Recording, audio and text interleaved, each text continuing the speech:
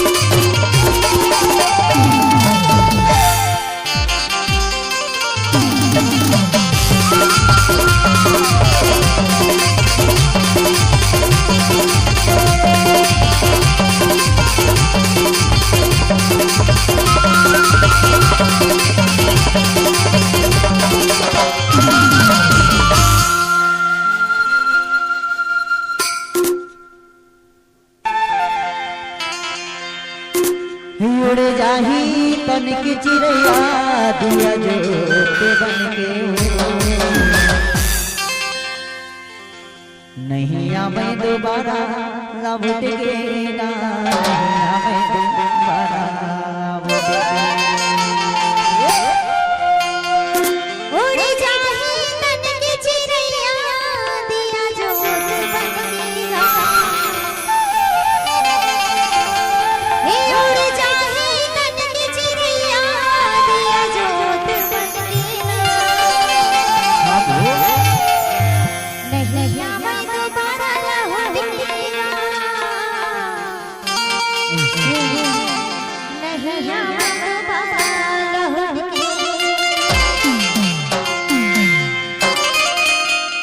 उड़ जाही तनिक चिड़ैया दिया जोते बनके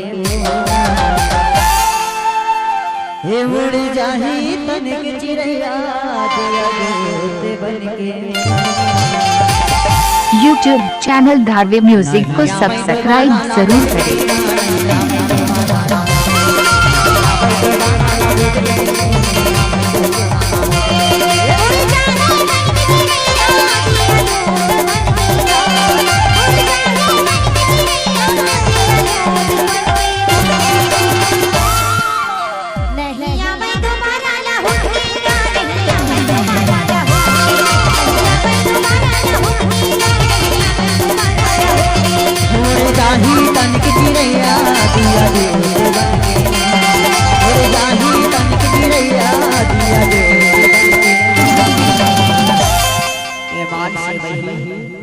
ये तनके चिड़ैया अगर उड़ जाही ना नहीं आवे दोबारा लौट के ना नहीं आवे दोबारा लौट के ना।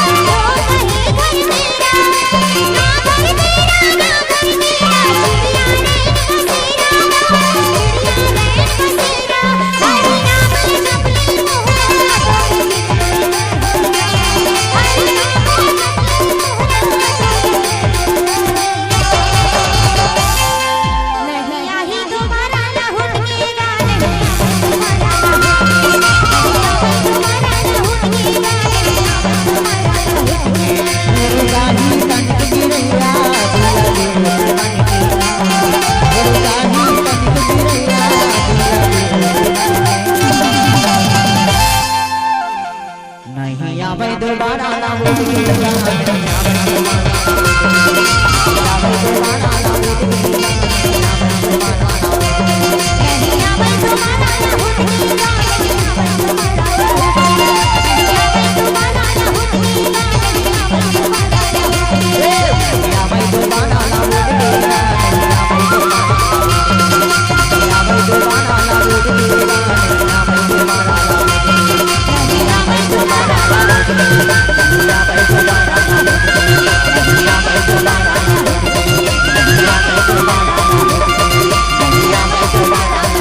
यूट्यूब चैनल धार्वे म्यूजिक को सब्सक्राइब जरूर करें।